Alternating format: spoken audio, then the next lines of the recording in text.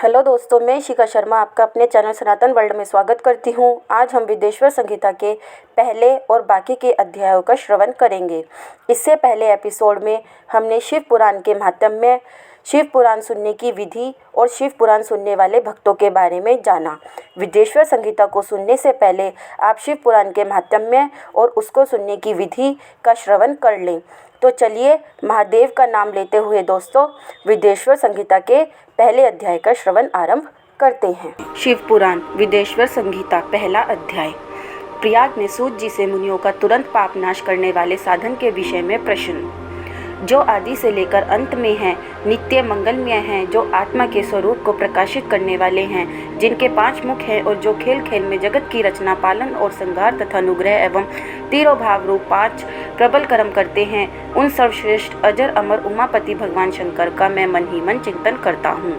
व्यास जी कहते हैं, धर्म का महान क्षेत्र जहाँ गंगा यमुना का संगम है, उस पुण्य में प्रयाग जो ब्रह्मलोक का मार्ग है, वहाँ एक बार महातेजस्वी महाभाग महात्मा मुनियों ने विशाल यज्ञ का आयोजन किया। उस ज्ञान यज्ञ का समाचार सुनकर पौराणिक शिरोमणि व्यास जी के शिष्य सूत जी वहाँ मुनियों के दर्शन के लिए आए। सूत जी का सभी मुनियों ने विधिवत स्वागत व सत्कार किया तथा उनकी स्तुति करते हुए हाथ जोड़कर उनसे कहा, हे सर्वज्ञ विद्वान रोमहर्षण जी, आप बड़े भाग्यशाली हैं। आपने स्वयं व्यास जी के मुख से पुराण विद्या प्राप्त की है। आप आश्चर्य स्वरूप कथाओं का भंडार हैं। आप भूत भविष्य और वर्तमान के ज्ञाता हैं। हमारा सौभाग्य है कि आपके दर्शन हुए। आपका यहाँ आना निरर्थक नहीं हो सकता। आप कल्याणकारी हैं। उत्तम बुद्धि वाले सूत जी, यदि आपका अनुग्रह हो तो गोपनीय होने पर भी आप शुभाशुभ तत्व का वर्णन करें, जिससे हमारी तृप्ति नहीं होती और उसे सुनने की हमारी इच्छा ऐसी ही रहती है। कृपया कर उस विषय का वर्णन करें। घोर कलयुग आने पर मनुष्य पुण्य कर्म से दूर होकर दुराचार में फंस जाएंगे, दूसरों की बुराई करेंगे, पराई स्त्रियों के प्रति आसक्त होंगे, हिंसा करेंगे, मूर्ख, नास्तिक और पशु बुद्धि हो जाएंगे। सूत जी, कलयुग में वेद प्रतिपादित वर्ण आश्रम व्यवस्था नष्ट हो जाएगी। प्रत्येक वर्ण और आश्रम में रहने वाले अपने अपने धर्मों के आचरण का परित्याग कर विपरीत आचरण करने में सुख प्राप्त करेंगे। इस सामाजिक वर्ण संकरता से लोगों का पतन होगा, परिवार टूट जाएंगे, समाज बिखर जाएगा, प्राकृतिक आपदाओं से जगह जगह लोगों की मृत्यु होगी, धन का क्षय होगा, स्वार्थ और लोभ की प्रवृत्ति बढ़ जाएगी, ब्राह्मण लोभी हो जाएंगे और वेद बेचकर धन प्राप्त करेंगे, मद से मोहित होकर दूसरों को ठगेंगे, पूजा पाठ नहीं करेंगे और ब्रह्म ज्ञान से शून्य होंगे। क्षत्रिय अपने धर्म को त्याग कर कुसंगी, पापी और व्यभिचारी हो जाएंगे। शौर्य से रहित हो वे शूद्रों जैसा व्यवहार करेंगे और काम के अधीन हो जाएंगे। वैश्य धर्म से विमुख हो संस्कार भ्रष्ट होकर कुमार्गी, धनोपार्जन परायण होकर नाप तोल में ध्यान लगाएंगे। शूद्र अपना धर्म कर्म छोड़कर अच्छी वेशभूषा से सुशोभित हो व्यर्थ घूमेंगे। वे कुटिल और ईर्ष्यालु होकर अपने धर्म के प्रतिकूल हो जाएंगे, कुकर्मी और वाद विवाद करने वाले होंगे। वे स्वयं को कुलीन मानकर सभी धर्मों और वर्णों में विवाह करेंगे। स्त्रियां सदाचार से विमुख हो जाएंगी। वे अपने पति का अपमान करेंगी और सास ससुर से लड़ेंगी, मलिन भोजन करेंगी। उनका शील स्वभाव बहुत बुरा होगा। सूत जी, इस तरह जिनकी बुद्धि नष्ट हो गई है और जिन्होंने अपने धर्म का त्याग कर दिया है, ऐसे लोग लोक परलोक में उत्तम गति कैसे प्राप्त करेंगे? इस चिंता से हम सभी व्याकुल हैं। परोपकार के समान कोई धर्म नहीं है। इस धर्म का पालन करने वाला दूसरों को सुखी करता हुआ स्वयं भी प्रसन्नता अनुभव करता है। यह भावना आदि निष्काम हो तो कर्ता का हृदय शुद्ध करते हुए उसे परम गति प्रदान करती है। हे महामुने, आप समस्त सिद्धांतों के ज्ञाता हैं। कृपा कर कोई ऐसा उपाय बताइए जिससे इन सब के पापों का तत्काल नाश हो जाए। व्यास जी कहते हैं, उन श्रेष्ठ मुनियों की यह बात सुनकर सूत जी मन ही मन परम श्रेष्ठ भगवान शंकर का स्मरण करके उनसे इस प्रकार बोले। विदेश्वर संहिता दूसरा अध्याय। शिव पुराण का परिचय और महिमा। सूत जी कहते हैं, साधु महात्माओं, आपने बहुत अच्छी बात पूछी है। यह प्रश्न तीनों लोगों का हित करने वाला है। आप लोगों के स्नेहपूर्ण आग्रह पर गुरुदेव व्यास का स्मरण कर मैं समस्त पाप राशियों से उद्धार करने वाले शिव पुराण की अमृत कथा का वर्णन कर रहा हूँ। ये वेदांत का सार सर्वस्व है। यही परलोक में परमार्थ को देने वाला है तथा दुष्टों का विनाश करने वाला है। इसमें भगवान शिव के उत्तम यश का वर्णन है। धर्म, अर्थ, काम और मोक्ष आदि पुरुषार्थों को देने वाला पुराण अपने प्रभाव की दृष्टि से वृद्धि तथा विस्तार को प्राप्त हो रहा है। शिव पुराण अध्ययन से कलयुग के सभी पापों में लिप्त जीव उत्तम गति को प्राप्त होंगे। इसके हृदय से ही कलयुग का उत्पात शांत हो जाएगा। शिव पुराण को वेद तुल्य माना जाएगा। इस प्रकार इसका प्रवचन सर्वप्रथम भगवान शिव ने ही किया था। इस पुराण के 12 खंडिया भेद हैं। ये 12 संहिताएं हैं। विदेश्वर संहिता, रुद्र संहिता, विनायक संहिता, उमा संहिता, सहस्र कोटि रुद्र संहिता, एकादश रुद्र संहिता, कैलाश संहिता, शत रुद्र संहिता, कोटि रुद्र संहिता, मात्र संहिता, वायव्य संहिता तथा धर्म संहिता। विदेश्वर संहिता में 10,000 श्लोक है। रुद्र संहिता, विनायक संहिता, उमा संहिता और मातृ संहिता प्रत्येक में 8,000 श्लोक हैं। एकादश रुद्र संहिता में 13,000, कैलाश संहिता में 6,000, शतरुद्र संहिता में 3,000, कोटि रुद्र संहिता में 9,000, सहस्र कोटि रुद्र संहिता में 11,000, वायव्य संहिता में 4,000 तथा धर्म संहिता में 12,000 श्लोक हैं। मूल शिव पुराण में कुल 1,00,000 श्लोक है, परंतु व्यास जी ने इसे 24,000 श्लोकों में संक्षिप्त कर दिया है। पुराणों की क्रम संख्या में शिव पुराण का चौथा स्थान है, जिसमें 7 संहिताएं हैं। पूर्व काल में भगवान शिव ने 100 करोड़ श्लोकों का पुराण ग्रंथ ग्रंथित किया था। सृष्टि के आरंभ में निर्मित यह पुराण साहित्य अधिक विस्तृत था। द्वापर युग में द्वैपायन आदि महर्षियों ने पुराण को 18 भागों में विभाजित कर 4,00,000 श्लोकों में इसको संक्षिप्त कर दिया। इसके उपरांत व्यास जी ने 24,000 श्लोकों में इसका प्रतिपादन किया। यह वेद तुल्य पुराण विदेश्वर रुद्र संहिता, शतरुद्र संहिता, कोटि रुद्र संहिता, उमा संहिता, कैलाश संहिता और वायव्य संहिता नामक 7 संहिताओं में विभाजित है।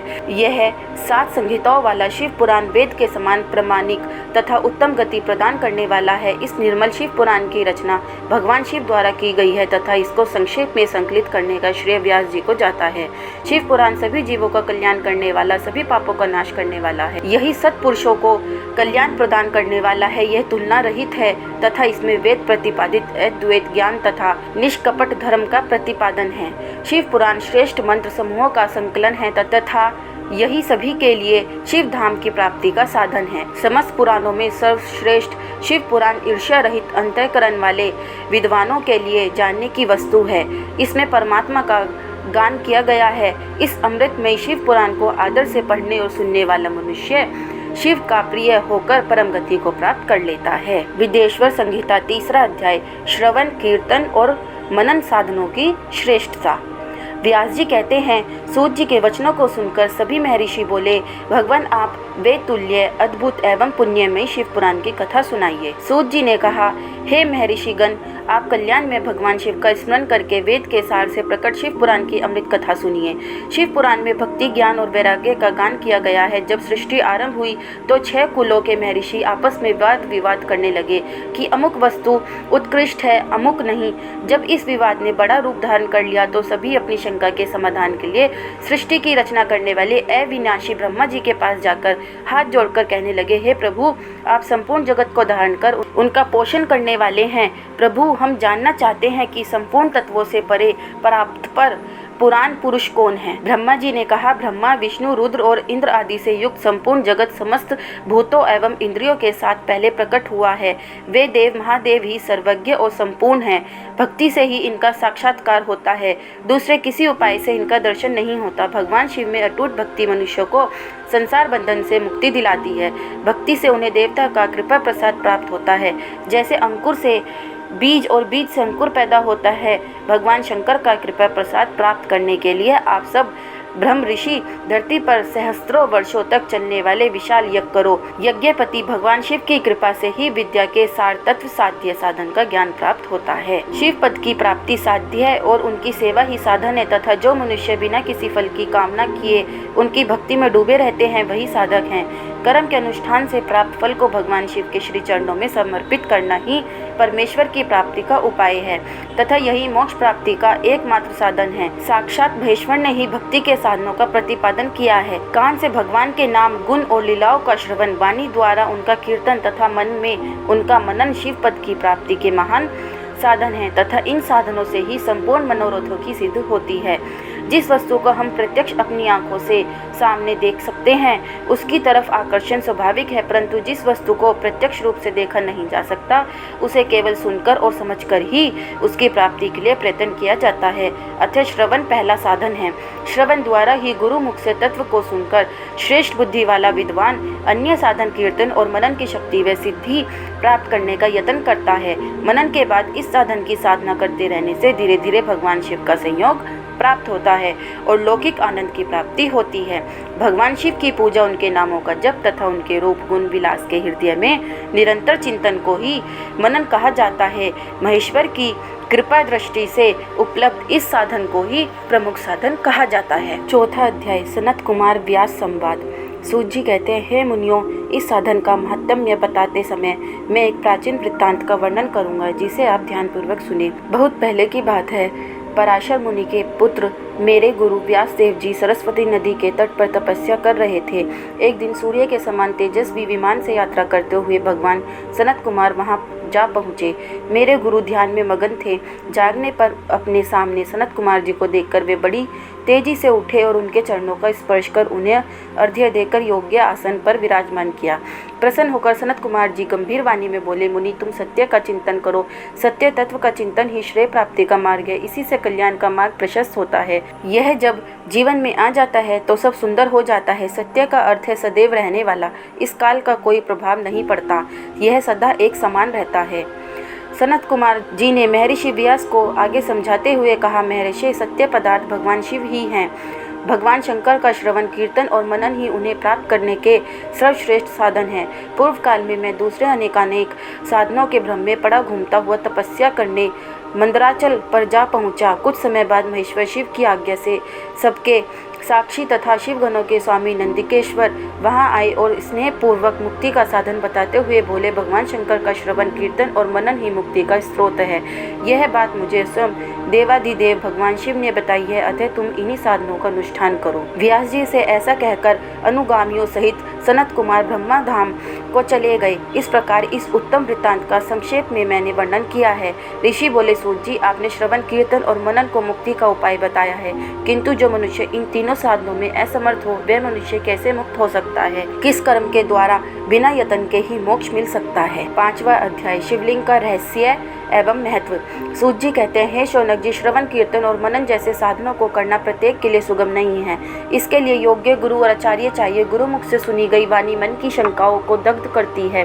गुरुमुख से सुने शिव तत्व द्वारा शिव के रूप स्वरूप के दर्शन और गुणानुवाद में रसानुभूति होती है, तभी भक्त कीर्तन कर पाता है। यदि ऐसा कर पाना संभव न हो तो मोक्षार्थी को चाहिए कि वे भगवान शंकर के लिंग एवं मूर्ति की स्थापना करके रोज उनकी पूजा करे। इसे अपनाकर वह इस संसार सागर से पार हो सकता है। संसार सागर से पार होने के लिए इस तरह की पूजा आसानी से भक्ति पूर्वक की जा सकती है। अपनी शक्ति एवं सामर्थ्य के अनुसार धनराशि से शिवलिंग या शिव मूर्ति की स्थापना कर भक्ति भाव से उसकी पूजा करनी चाहिए। मंडप, गोपुर, तीर्थ, मठ एवं क्षेत्र की स्थापना कर उत्सव का आयोजन करना चाहिए तथा पुष्प, धूप, वस्त्र, गंध, दीप तथा पुआ और तरह तरह के भोजन नैवेद्य के रूप में अर्पित करने चाहिए। श्री शिव जी ब्रह्मा रूप और निष्कल अर्थात कला रहित भी हैं और कला सहित भी मनुष्य इन दोनों स्वरूपों की पूजा करते हैं। शंकर जी को ही ब्रह्मा पदवी भी प्राप्त है। कलापूर्ण भगवान शिव की मूर्ति पूजा भी मनुष्यों द्वारा की जाती है और वेदों ने भी इस तरह की पूजा की आज्ञा प्रदान की है। सनत कुमार जी ने पूछा, हे नंदकेश्वर, पूर्व काल में उत्पन्न हुए लिंग बेर अर्थात मूर्ति की उत्पत्ति के संबंध में आप हमें विस्तार से बताइए। नंदिकेश्वर ने बताया, मुनीश्वर, प्राचीन काल में एक बार ब्रह्मा और विष्णु के मध्य युद्ध हुआ तो उनके बीच स्तंभ रूप में शिवजी प्रकट हो गए। इस प्रकार उन्होंने पृथ्वी लोक का संरक्षण किया। उसी दिन से महादेव जी का लिंग के साथ साथ मूर्ति पूजन भी जगत में प्रचलित हो गया। अन्य देवताओं की साकार अर्थात मूर्ति पूजा होने लगी, जो कि अभिष्ट फल प्रदान करने वाली थी, परंतु शिवजी के लिंग और मूर्ति दोनों रूप में ही पूजनीय हैं।